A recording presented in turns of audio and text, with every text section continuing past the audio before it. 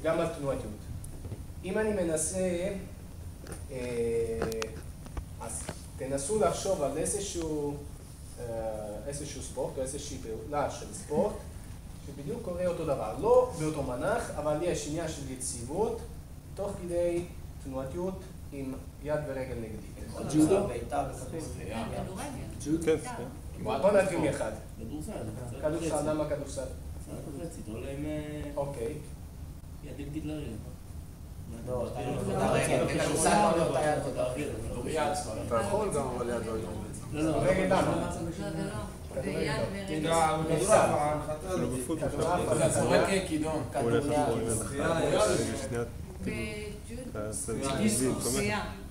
אוקיי, בוא נגיד מכדורעף. כדורעף זה דוגמה טובה. בכדורעף, מה שמנסים לעשות, תחשבו על ההנחתה.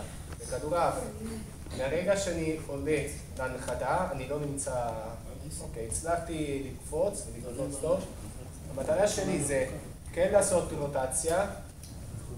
בצד השני אני מנסה לפתוח את הרגל כדי שהרוטציה שלי לא תהיה מוגזמת, שלי לא יסתובב באוויר ויעשה סלטה.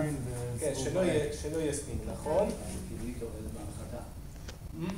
לא, אז הקדמי בהנחתה. ואז אני עושה אותו דבר, עבודה, פעולה בתגובה כדי לקבל, להרוויח ממה שעשיתי קודם. אז מצד אחד אני צריך לייצב את הגוף כדי שלא יהיה ספין, סיבוב. מצד שני, ברגע שהתייצבתי והתייצבתי טוב, אני מרוויח גם בהנחתה. אז יציבות, ומיד אחר כך תנועתיות.